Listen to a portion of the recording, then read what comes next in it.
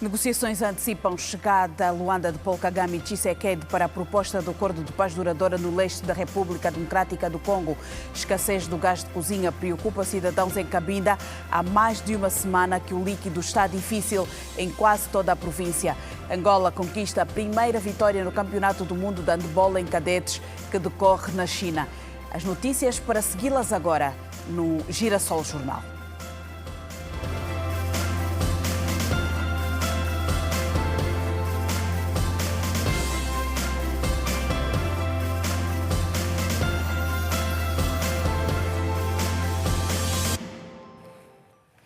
Muito boa noite. Os resultados dos exames do ensino secundário geral e técnico-profissional divulgados esta segunda-feira em Luanda não são animadores. Numa ronda feita a várias escolas, foi possível constatar a alta taxa de reprovação e o número elevado de vagas por preencher. A título de exemplo, no Instituto Industrial Simeone Mukune, metade dos candidatos reprovou e os alunos que tiveram 8 e 9 valores estão a ser repescados. Com o aproximar do início do novo ano letivo, que está prevista a abertura oficial para o dia 2 de setembro, os alunos que realizaram os exames de admissão dizem estar apreensivos com a demora na divulgação dos resultados. Viemos ver as listas dos aprovados no teste, mas não encontramos nada. Disseram que a lista irá sair novamente no site, mas só às 0 horas, temos que consultar as zeros. Sim, estamos preocupadas porque quanto mais tarde este processo acontecer, pior para nós, e quanto mais cedo, melhor. Por exemplo, se as listas saíssem hoje, nós víssemos que aprovamos ou reprovamos, já iríamos fazer as matrículas. É um receio enorme de perder o ano letivo, porque o ano letivo tem uma duração enorme até terminar, não é fácil. E eu terminei a 9ª classe, estou a entrar agora para o ensino médio. Se não ter a vaga ou não sair os resultados cedo, isso preocupa-me bastante. Não só a mim, até os outros estudantes que não querem perder a vaga. Este encarregado de educação diz que a definição para a inscrição ou não do seu educando em escolas alternativas está dependente dos resultados dos testes. É uma preocupação, sim, porque muitos deles estão a depender deste resultado para saber se vão estudar o ano letivo ou não. Outros estão à espera das listas para que eles tenham a certeza de que vão estudar no instituto ou vão procurar um outro lugar. Eles estão a depender simplesmente dessas listas. Tudo indica que a demora na publicação dos resultados dos exames está relacionado com o elevado número de candidatos reprovados, como fez perceber o subdiretor pedagógico do Instituto Médio Industrial Simeone Mukune, onde 150 candidatos às vagas tiveram de ser repescados com as notas de 9 e 8 valores. As instituições que têm por preencher vagas, então, se não conseguirem preencher as vagas que estão disponíveis, então eles podiam ir buscar os repescados.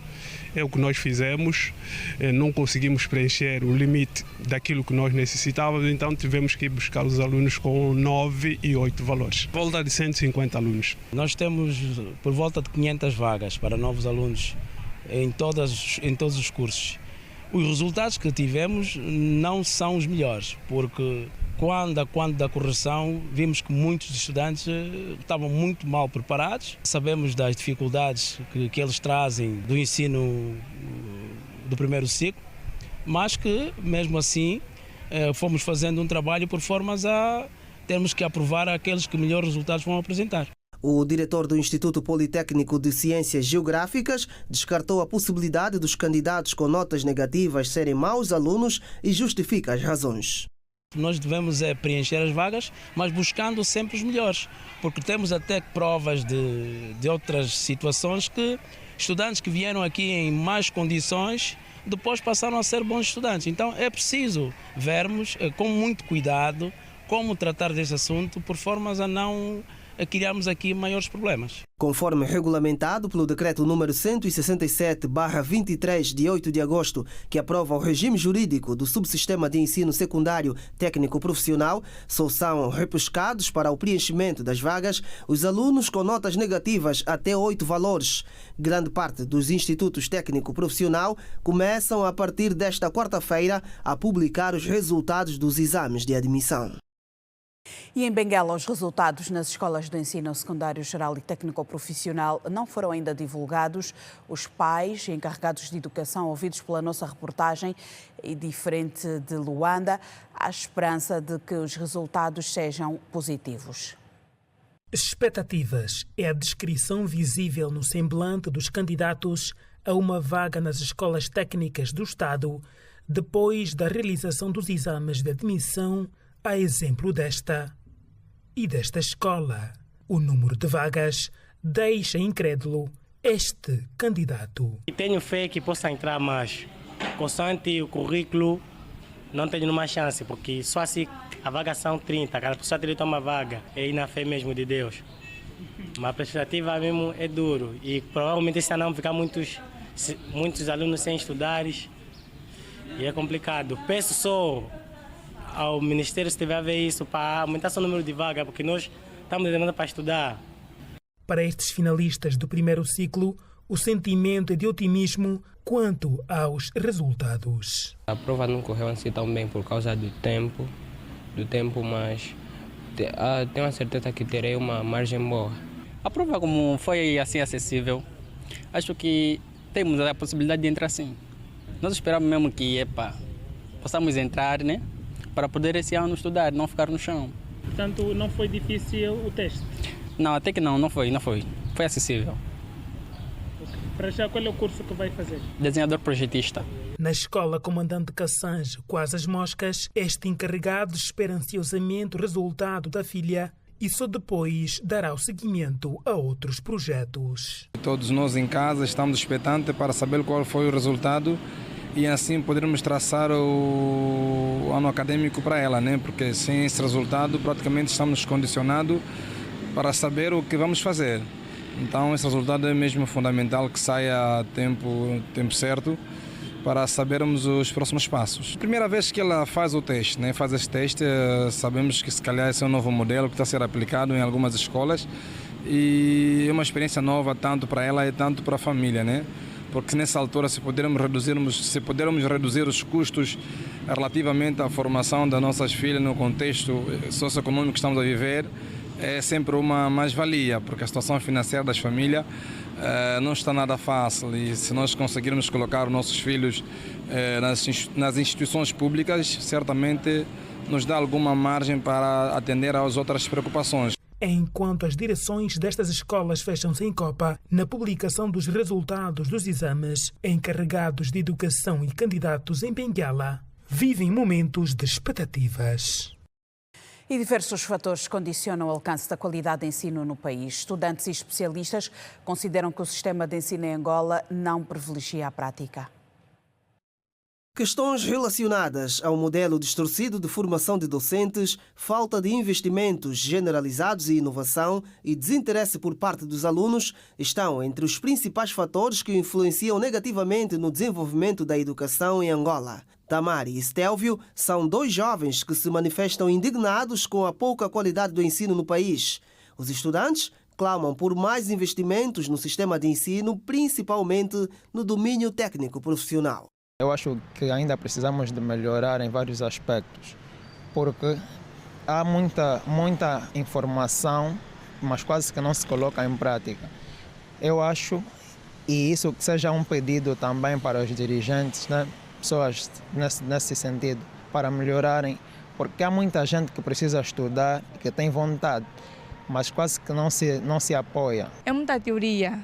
Principalmente para os cursos técnicos, tipo construção civil. Tem escolas que implementam este curso, mas não tem, como é que eu posso explicar? Não tem materiais de prática.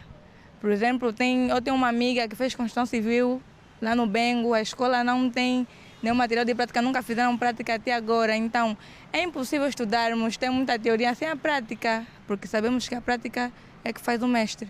Para este pedagogo, o processo de ensino e aprendizagem exige a participação permanente dos pais e encarregados de educação. Afonso Kiala explica que de um tempo a esta parte, as famílias deixaram de participar ativamente do processo de ensino. Quanto ao currículo escolar, o acadêmico entende ser à altura de sofrer alterações de acordo com a realidade de cada localidade do país. E já havia um período no INE de que havia informação de que estavam a fazer a mudança desse currículo, mas o que continua a existir é fazermos tudo, parece às escondidas. Os técnicos têm que ir para dar a sua opinião, porque a realidade de eu que estou no Prenda não é igual, não é a realidade do meu colega que está no Icolibengo. O estudante que está em Luanda não é igual ao estudante que está no Cunene. Nós já ouvimos muitos relatos que quando chega na época pastorícia, por exemplo, os alunos abandonam as salas, vão embora acompanhar os pais na pastorícia. O calendário não podia ser diferente para aquela localidade. Então temos que fazer em função da nossa própria realidade. O que eu acho, mas é uma opinião sincera e pessoal minha, é que nós continuamos a fazer o processo da educação fora da nossa realidade. Afonso Kiala olha com preocupação para a situação das escolas técnicas que ainda se debatem com a falta de laboratórios e professores de especialidade. As nossas instituições do ensino técnico profissional, por exemplo, hoje ainda é aconselhável que continuamos a ter vários institutos politécnicos, satisfazem a nossa necessidade em termos de qualidade, de pessoal, consegue-se. A maioria das escolas do ensino técnico profissional não tem professores de especialidade, burocracias para recrutar, professores colaboradores. E tudo isso acaba enfrentando, para não falar ainda dos próprios laboratórios que não existem. E temos que ser sinceros e aceitar isso. Mas quando queremos fazer qualquer avaliação, independentemente do nível, esquecemos desses pormenores. Em breve começa em todo o país para cerca de 2 milhões de meninas a vacinação para a prevenção do cancro do colo do útero. A notícia foi dada pelo secretário de Estado da Saúde, Carlos Pinto de Sousa, que presidiu a avaliação do Plano Alargado de Vacinação, um evento que conta com a parceria da Unicef. Papa Nicolau ou colpocitologia é o exame que se deve fazer para o despiste do HPV, vírus de papiloma humano, e do cancro do colo do útero, o mais frequente entre mulheres dos 15 aos 44 anos. No país, todos os anos são diagnosticados mais de 1.500 novos casos da doença. A prevenção passa pela vacina, agora introduzida no Programa Alargado de Vacinação. A campanha será lançada em novembro e deve acontecer em 2 fases. Pinto de Sousa, secretário de Estado para a Saúde Pública. Nós iremos vacinar numa primeira fase todas as crianças dos 9 aos 12 anos em idade escolar. Na segunda fase nós iremos vacinar aqueles que estão fora da escola. Portanto, iremos fazer em 2 fases. Portanto, na primeira são cerca de aproximadamente 2 milhões de crianças em idade escolar e depois vamos fazendo, portanto, por cortes. Relativamente à cobertura vacinal, o país ainda não atingiu o nível desejado. Os níveis mais baixos, segundo os indicadores, recaem para a província do Mochico. O não cumprimento das doses é um dos fatores, aponta Carlos Pinto de Sousa. As pessoas pensam que fazendo uma dose já estão vacinadas, não estão. Têm que cumprir, portanto, se for 2 doses, têm que fazer as 2 ou 3 doses. Assim, sim, estão imunizadas e não terão. Nestes casos, nós estamos a contabilizar aqueles que têm no cartão de vacina todas as doses. E a maior parte das pessoas não tem as doses completas. Este é que é o problema. Entretanto, o acesso difícil às instituições sanitárias é outra razão. A vacinação ainda é uma problemática ao nível da província. Nós temos uma província extensa e com uma dispersão em termos de infraestrutura e de população. Isso deve ser um dos fatores que tem estado a influenciar na fraca cobertura de alguns antígenos em termos de vacinação. Já a Unicef chama a atenção do Ministério da Saúde para a melhor planificação e conservação das vacinas. Apenas 60% das unidades sanitárias têm uma cadeia de conservação funcional do produto. A vacinação ela tem que ser feita usando aquilo que são as vacinas adequadas, de qualidade, e também elas possam chegar até as crianças com a qualidade desejada. Neste momento, a estimativa que fazemos é a volta de 60% das unidades sanitárias do país tem uma cadeia de frio funcional. Tem que haver uma melhor planificação, que é a área que também nós achamos que é importante, que é assegurar de que toda a informação de vacinação seja analisada e as decisões são tomadas. Frederico Brito, chefe de saúde e nutrição do Unicef, durante o encontro metodológico que avaliou o programa alargado de vacinação. E saúde em Angola, avanços e desafios foi o tema de debate desta segunda-feira aqui na TV Girassol. De acordo com os participantes, o problema de saúde em Angola pode ser resolvido com uma aposta forte nos cuidados primários de saúde. A educação para a saúde é outra aposta que deve ser feita pelas autoridades do setor. Nos últimos 6 anos, o governo de Angola fez uma aposta forte na construção, reabilitação e apetrechamento de unidades sanitárias. O diretor do Complexo Hospitalar Cardeal Dom Alexandre do Nascimento, Carlos Alberto Masseca, em representação do Ministério da Saúde, apontou alguns dados que justificam o investimento que tem sido feito no setor da saúde em Angola. Só a nível do PIM, temos mais de 378 projetos e desses 138 já foram inaugurados. Ao contrário, as grandes unidades ou médias unidades, durante este período que vai de 2017 até hoje, só foram inauguradas, só foram construídas 54. Provavelmente aqui também, e onde é que estão essas unidades, esses projetos que estão a nível do PIM, que eu disse que já 138 foram inaugurados, estão a nível dos municípios, comunas, e provavelmente não se dá a visibilidade necessária a essas unidades, mas maioritariamente os projetos que o governo está fazendo na área de saúde, em termos de infraestrutura, têm a ver com os cuidados primários de saúde. O especialista em saúde pública, Jeremias Agostinho, refere que a população angolana adoece muito em consequência de vários fatores, entre eles o saneamento básico. O médico explica que a atenção deve ser dada ao primeiro nível, que passa pelos postos e centros de saúde, e não ao terceiro nível. Dos boletins que são emitidos anualmente pela Direção Nacional de Saúde Pública, os boletins de 2018 e 2019, nestes 2 anos, aproximadamente 25 milhões de cidadãos procuraram pelo sistema de saúde para ver o seu problema resolvido. Deste grosso de 25 milhões, 19 milhões, que está mais ou menos em torno de 60% a 70%, procurou os serviços de saúde por doenças causadas pelo deficiente saneamento básico que nós temos. O investimento para o setor da saúde deveria ser pelo menos em 70% para o sistema primário. Nesse momento está em torno de 35% a 40%, pelo menos até 2022, que são os dados que o Ministério das Finanças tornou público numa cerimônia que eu tive a possibilidade de assistir, de presenciar. Então, este é um valor alocado para as unidades, estamos a falar só ainda das unidades do sistema terciário, que eu aconselharia a ser utilizado, por exemplo, no sistema primário.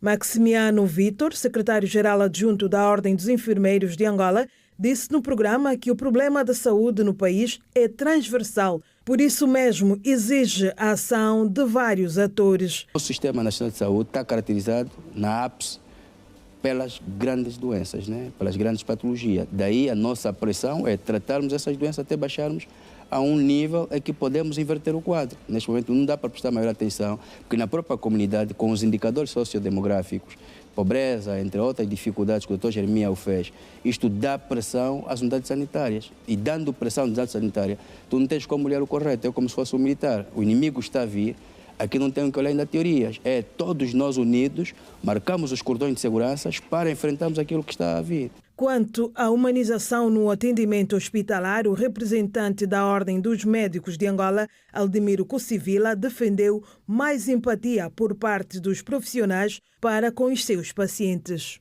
Vai notar também que há uma tendência à melhoria no atendimento ao utente. Porém, isto é uma questão individual do cidadão, do elemento, do profissional de saúde. Ninguém vai ao hospital e contraria-me aqui alguém que tenha recebido um utente que foi lá só para rir com ele, só para dizer parabéns. As pessoas vão para os hospitais porque têm alguma situação de saúde.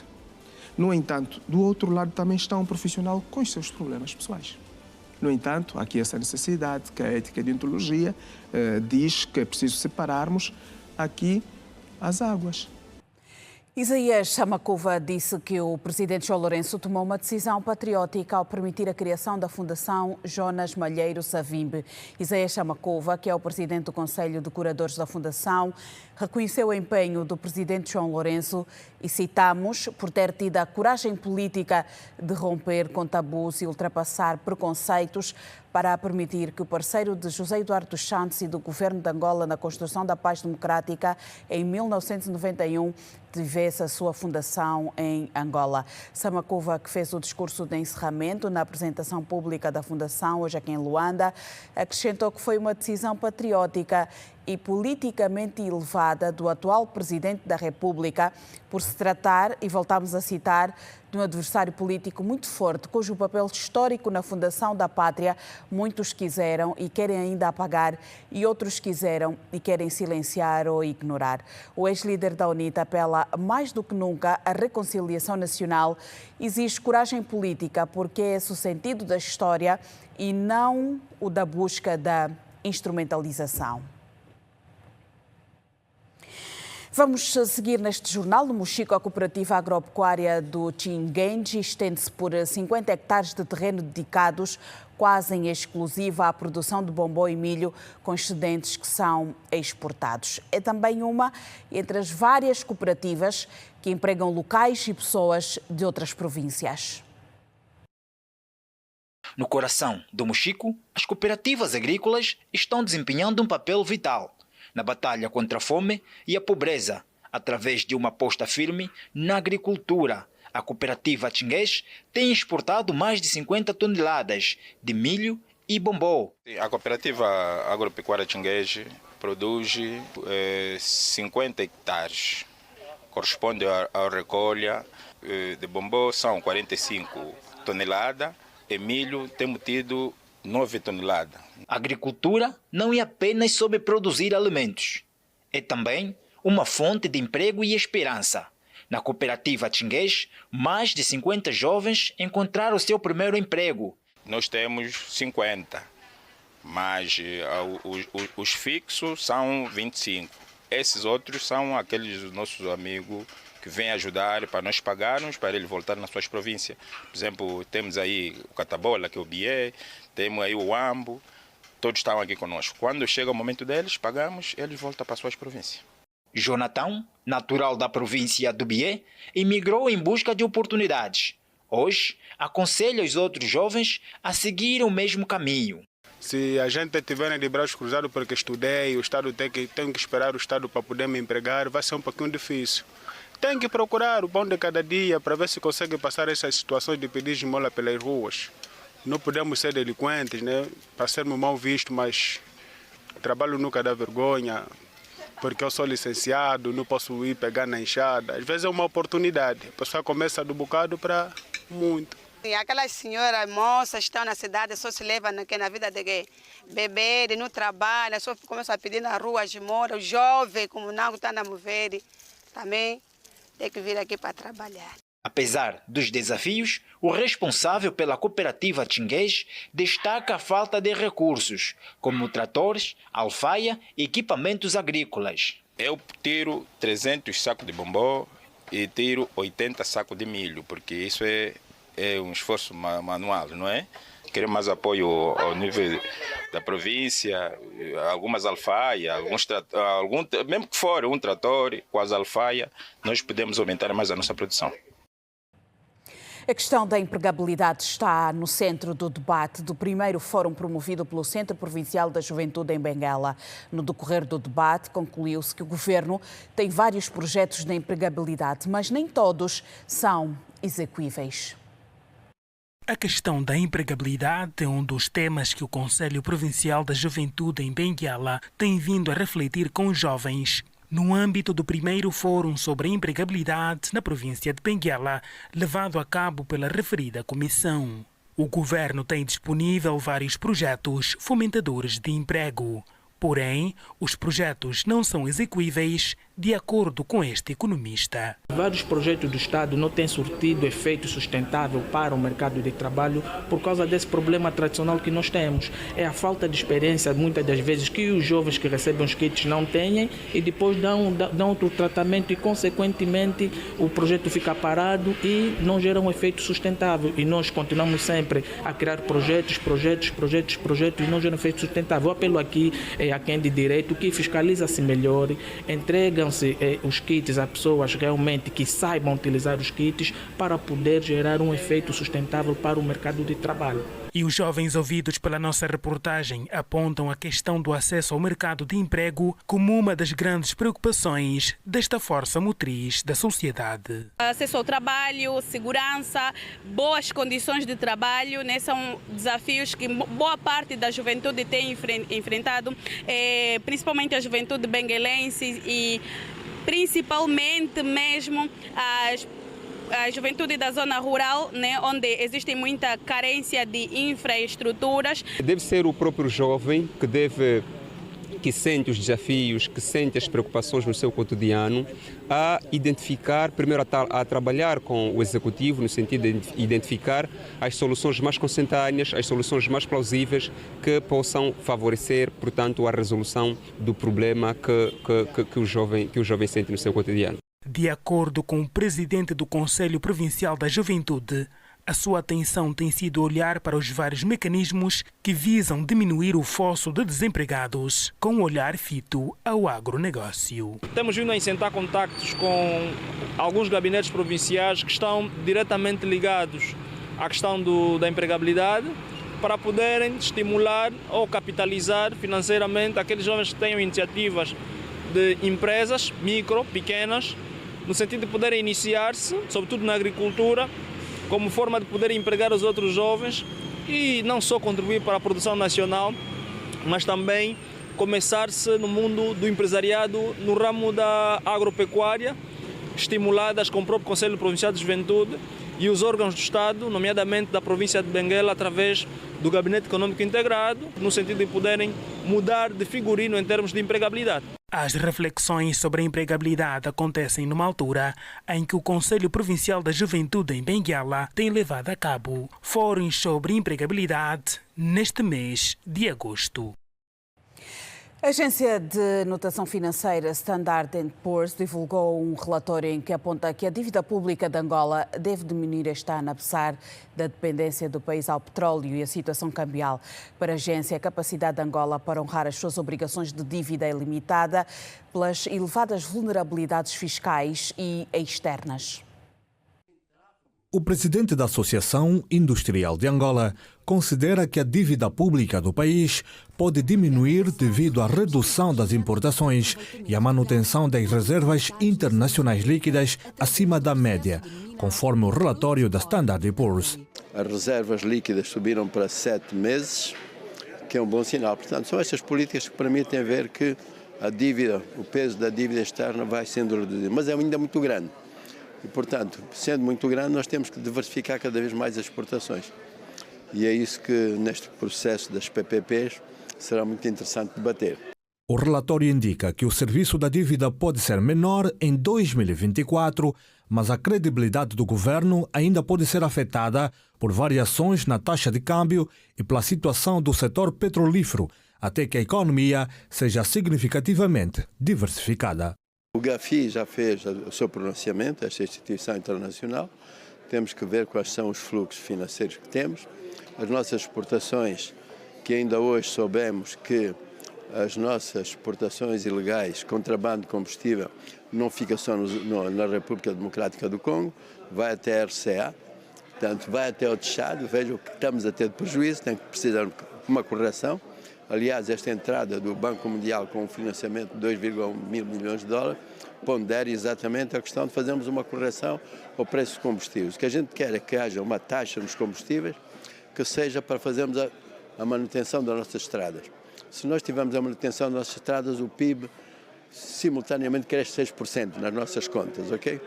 E é isso que precisamos fazer. A Standard & Poor's também aponta que a recente revisão do Produto Interno Bruto revelou uma economia 13% maior do que o estimado anteriormente, influenciada pelos altos preços do petróleo nos mercados internacionais devido às tensões entre Israel e Irão.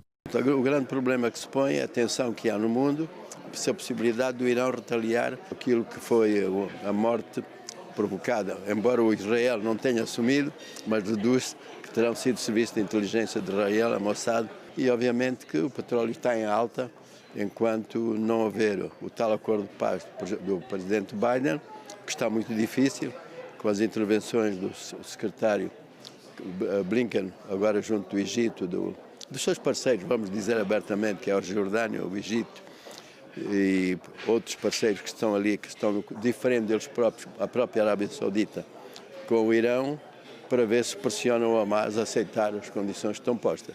No entanto, o crescimento per capita de Angola permanece baixo devido a choques econômicos e alta inflação. A agência prevê crescimento de 3% para este ano, com a dívida pública representando 61% do PIB e uma tendência de queda até 2027.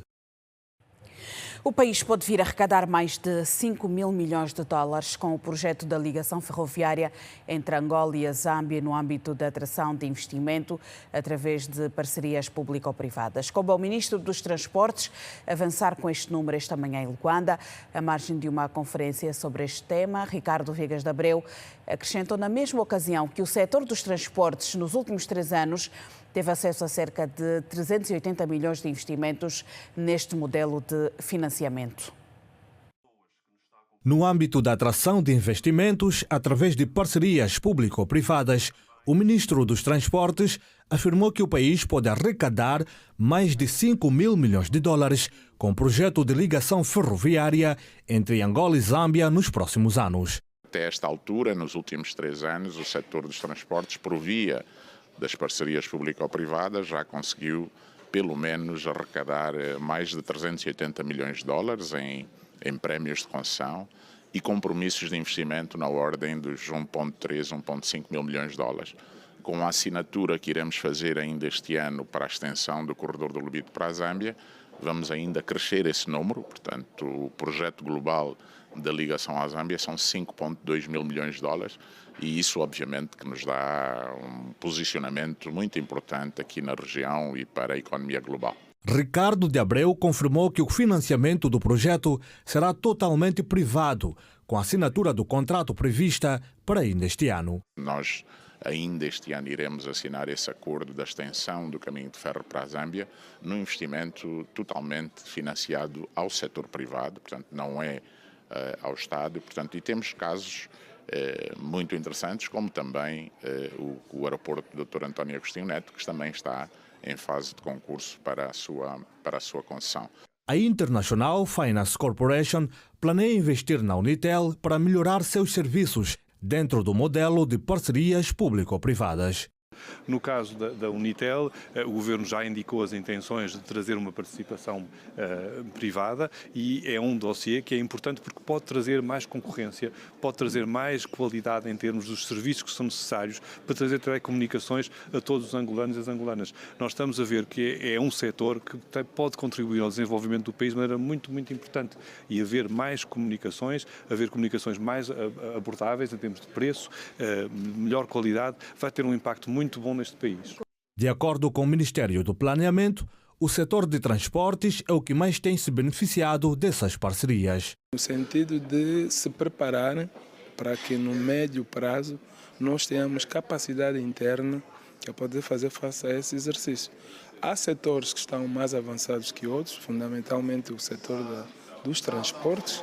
O objetivo do encontro foi alinhar a visão sobre as parcerias público-privadas como ferramenta para o desenvolvimento sustentável e compartilhar experiências nos setores de energia, água, transportes, estradas e saúde. E voltamos a falar sobre ensino. A atual grelha curricular do ensino geral em Angola não permite ao aluno adquirir conhecimentos práticos. A Associação do Ensino Particular e a APA defendem reforma urgente no plano curricular angolano. O sistema de educação em Angola enfrenta vários desafios que comprometem a qualidade e a aprendizagem dos alunos. Entre esses desafios estão as dificuldades de infraestrutura, capital humano, gestão, financiamento, avaliação e participação social. No domínio das aulas práticas e da dinâmica dos currículos, a APA, Associação dos Professores Angolanos, admite que o ensino particular se apresenta melhor se comparado ao público. Inácio Gonga fala também da falta de condições de trabalho para os professores. O ensino particular nesse quesito está melhor que o ensino público, na verdade, porque nós debatemos ainda com questões que têm a ver com a falta de bibliotecas, tem a ver com problemas de laboratórios, salas de informática. Contornar essa situação, temos que continuar a investir no surgimento de novos equipamentos, surgimento de mais escolas, no âmbito, por exemplo, do programa de treinação dos municípios PIME. Já temos mais escolas do que antes, mas ainda assim, encontrando ainda um número elevado de crianças fora do sistema, então é preciso que o Executivo continue a investir. Outro sim, é também não esquecermos a problemática, no entanto, da melhoria das condições de trabalho, no entanto, dos professores, assim como da reabilitação da rede escolar antiga. O presidente da APA acrescenta que o ensino em Angola ainda é fundamentalmente teórico, pelo fraco investimento em laboratórios. Nós temos uma base prática fraca e a prática se adquire com as aulas de campo, as aulas no laboratório, com bibliotecas, com salas de informática. O que nós temos estado a reclamar junto das entidades afins é de que, no âmbito do processo de surgimento de novas escolas, não podemos esquecer o conjunto de situações complementares. O aluno está numa aula teórica, mas depois tem que fazer experimentações na aula prática. Por sua vez, a ANEP, Associação Nacional do Ensino Particular, entende que o atual currículo do ensino geral não se adequa aos desafios do país e do mundo. Eduardo Ramiro, representante da ANEP, explica que o ensino tradicional deve ser complementado, acompanhado por atividades extracurriculares. Hoje, quando falamos de altas habilidades, são aspectos voltados para a avaliação do QI da criança. Portanto, se nós não tivermos múltiplas atividades na escola, a criança não se descobre. É importante que haja o xadrez, é importante que se leve a robótica, não é? A programação, é importante que se leve a dança, é importante que se leve as artes marciais, as artes plásticas, é importante que se levem outras formas da criança descobrir habilidades em si. Isso a ANEP já tem estado a fazer? Olha, isso nós fazemos em muitas escolas no ensino particular. Nós não temos autonomia para desenvolver currículos 100% autônomos, né? Na medida em que nós dependemos do Ministério da Educação. Respeitamos o que o Ministério da Educação exige como currículo e agregamos valor ao currículo. A par de todas essas atividades, é importante que as crianças tenham a oportunidade de aprender línguas. Eduardo Ramiro considera ser importante que as autoridades responsáveis pelo sistema de educação desenvolvam políticas que visam a qualidade dos quadros formados. Nós temos que ter vontade de fazer um tecido demográfico com maior qualidade a nível técnico. Nós temos que ter vontade de desenvolver políticas públicas que visam a qualidade da educação. Nós temos que ter vontade de fazer isso para termos garantia do desenvolvimento do nosso país. Porque nós não vamos desenvolver o país importando cérebros. Nós temos que investir no nosso cérebro para conseguirmos desenvolver o nosso país. Importando cérebros, vamos ter um custo alto e não vamos trazer um indivíduo com responsabilidade de ver o país desenvolvido.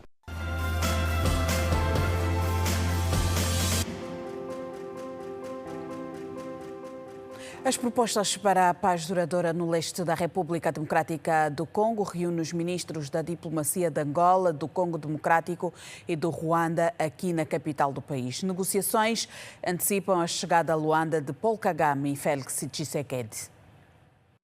Os esforços para o alcance da paz afetiva na República Democrática do Congo trouxeram a Luanda os chefes das diplomacias da RDC e do Ruanda.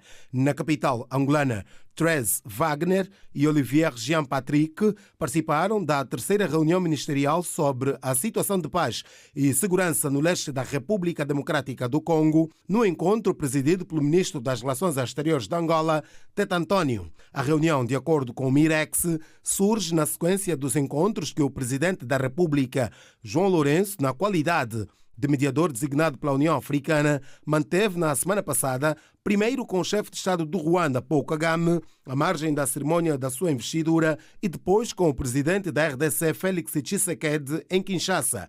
Nas duas deslocações, o presidente João Lourenço, nas vestes de campeão da paz e reconciliação no continente africano, submeteu uma proposta de acordo de paz aos dois líderes. O encontro desta terça-feira é também resultado da segunda reunião realizada no passado dia 30 de julho, em Luanda, na qual as partes envolvidas acordaram o estabelecimento de um cessar-fogo que vigora desde o dia 4 deste mês. Durante o discurso na transferência da presidência rotativa da Comunidade de Desenvolvimento da África Austral, SADC, de Angola para o Zimbábue, João Lourenço reiterou a necessidade do alcance de um acordo de paz definitivo entre Ruanda e a República Democrática do Congo. O chefe de Estado angolano considerou também que há vontade política para resolver o conflito, embora tenha admitido entraves no alcance desta pretensão.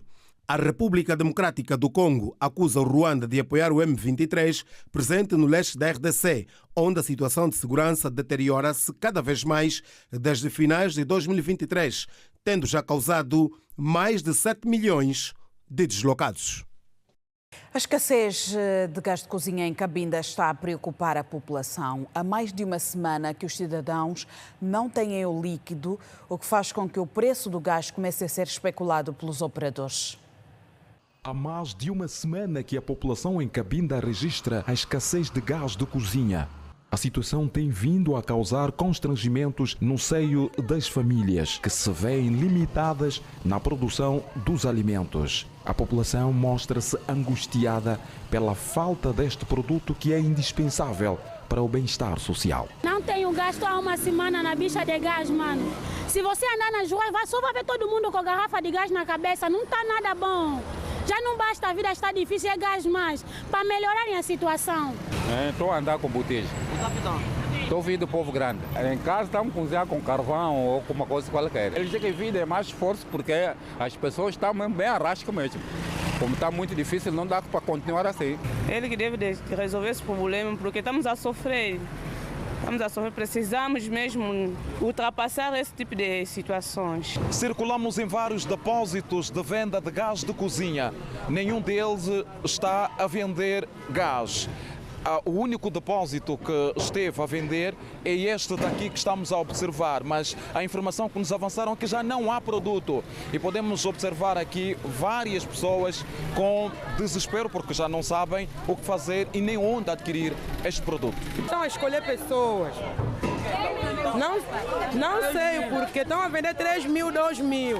Não é mesmo só aqui que estão a vender, no Sambabaru não tem gás.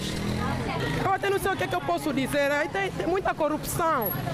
Muita corrupção. Queremos gás. O gás está difícil. Saí em casa às 6 horas. Estou à procura de gás, mas não estou conseguindo. Sim, tem que resolver para esse problema de gás, para essa confusão de gás, passar a ficar rodeando, vai aí, porque gás está difícil. Estou saindo no Lubendo para vir comprar gás aqui.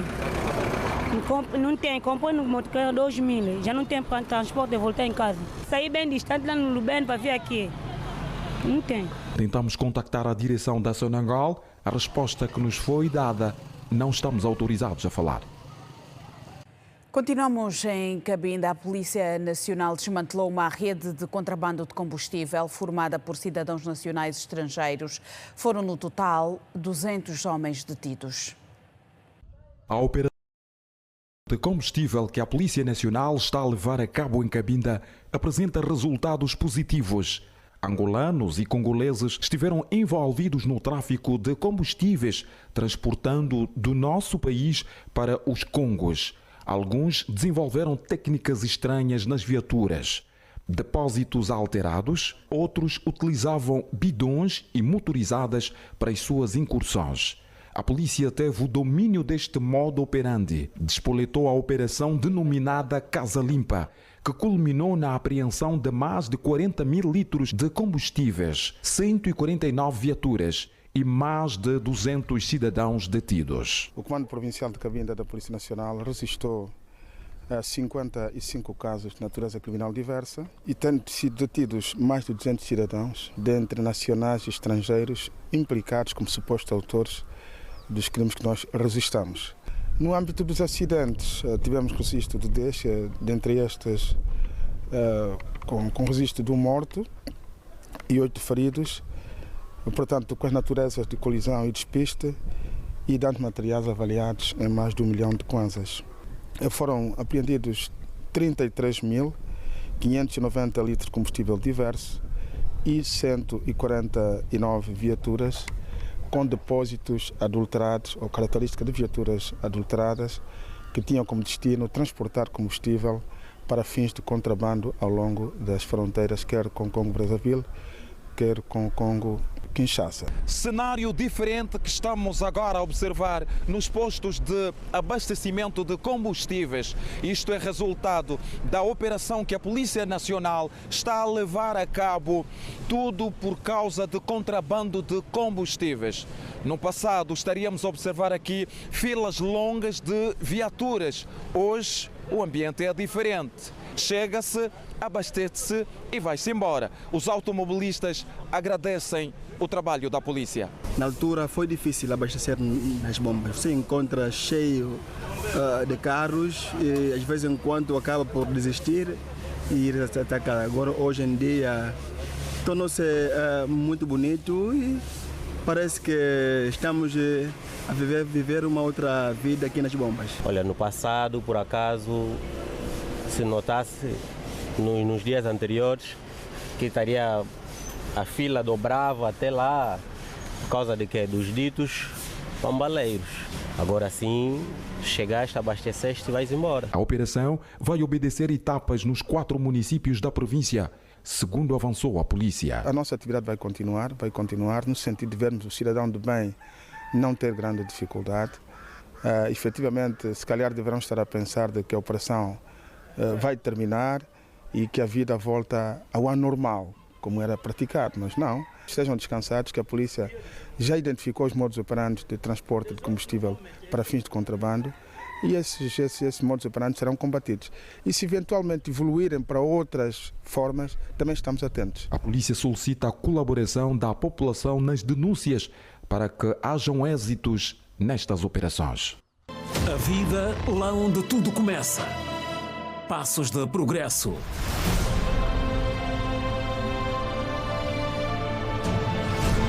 Conquistas e desafios ainda por vencer.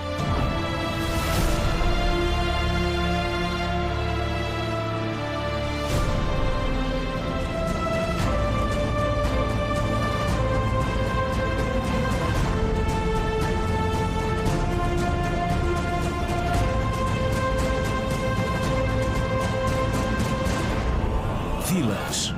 Exclusivo. Varíola do macaco. Reino Unido doa mais de 3 milhões de dólares para a RDC. Em destaque. A nova estirpe da Mpox é mais letal e mais transmissível que a anterior. Especialistas descobriram que a nova variante também é de transmissão sexual. A disseminação de uma nova estirpe mais letal e mais transmissível da Mpox está a preocupar as autoridades de saúde. A Mpox, infecção viral semelhante à varíola humana, que foi erradicada já em 1980, é dividida em 2 linhagens principais, clado 1 e clado 2.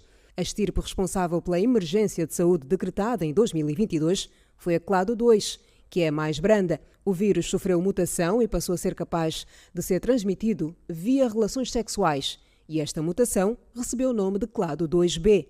No fim do ano passado, a OMS identificou uma nova versão da clado 1, uma linhagem cuja mortalidade é maior e que circulava principalmente na República Democrática do Congo, que também passou a ser disseminada via de transmissão sexual. Essa nova variante foi nomeada clado 1B e ligada a uma explosão de casos e mortes no país este ano. Em 2022, a União Europeia, os Estados Unidos, o Canadá e outros países aprovaram o uso da vacina MVA-BN durante a primeira emergência de saúde global, declarada para conter a disseminação da doença. As vacinas para proteção contra as infecções da Mpox já existem, mas nenhum dos imunizantes disponíveis age especificamente contra o vírus que causa a doença.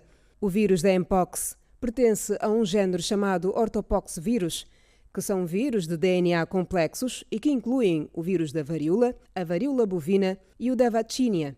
Estes vírus compartilham muitas semelhanças genéticas que possibilitam que vacinas desenvolvidas contra outros vírus também possam ser aplicadas na proteção das infecções de Mpox.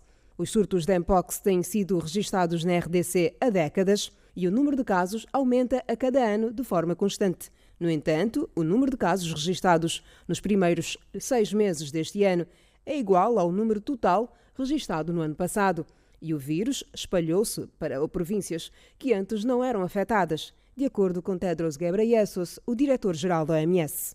Além disso, no último mês, cerca de 50 casos confirmados e mais outros suspeitos foram relatados em 4 países vizinhos que não tinham registros da Mpox: o Burundi, o Quênia, o Ruanda e o Uganda.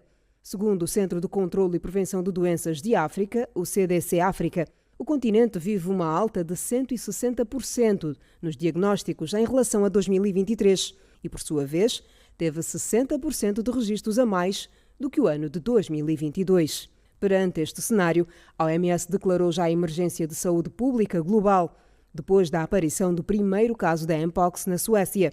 Mais de 22 milhões de dólares foram disponibilizados pelo CDC para imunização até 2025. 16 dos 54 países africanos já registaram casos da doença.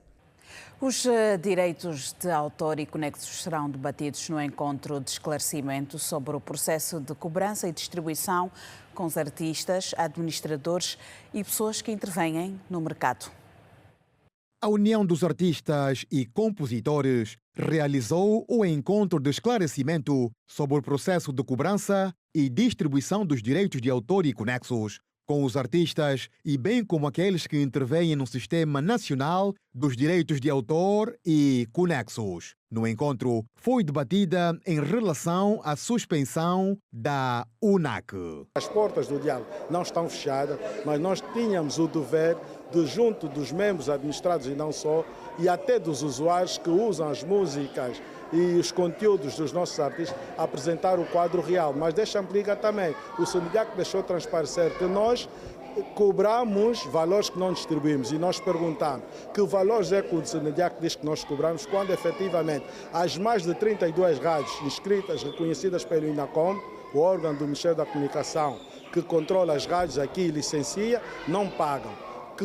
Que valores que nós cobramos não distribuímos, se as órgãos de televisão, quer público e privado, não pagam. E também grande parte dos usuários, que foram principalmente a razão desse sacilema todo, também continuam a recusar-se a pagar. A grande questão é tão somente essa. Nós temos todo o interesse em trabalhar para o bem do sistema, mas o SENEDIAC tem que perceber que o sistema não é só o SENEDIAC, os autores e o artista. Vários artistas saíram esclarecidos, mas reiteram que a UNAC deveria fazer mais pelos seus membros, que são artistas e compositores. Que façam os artistas compreenderem o que é que se passa, porque sentimos um certo abandono das instituições pela atividade que a gente exerce e contribui muito para o desenvolvimento do país.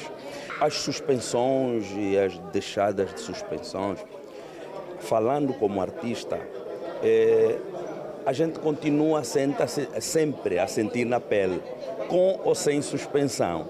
E então eu acho que há uma necessidade, e até eu gostaria mesmo de pedir ao Ministro da Cultura para ter uma intervenção sobre essa situação, porque dói muito quando um artista faz vibrar, contribui para o desenvolvimento de uma nação e depois não sente os frutos, portanto, do seu trabalho intelectual que é exercido. Carlos Lamartine fala em perseguição da SENEDIAC em relação à UNAC.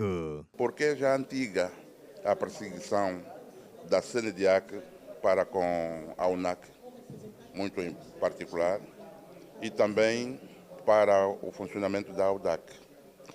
Até porque me parece que há um propósito de inviabilizar a ação dessas instituições de cobrança dos direitos de autor para beneficiar uma certa camada de compadrio que anda à volta do CNDIAC, que procura manter esse tipo de comportamento, inviabilizando de facto a cobrança dos direitos de autor.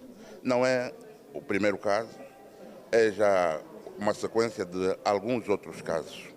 Eu particularmente digo isto porque eu conheço o funcionamento da UNAC há longos anos, conheço o período em que o Barros Licença entrou para o funcionamento da ADNEDA e continuo a ver a sua má atitude, o seu mau propósito agora com as entidades de gestão coletiva.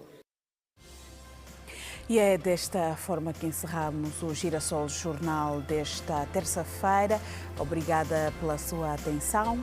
Amanhã, à mesma hora, neste mesmo canal. Passe bem.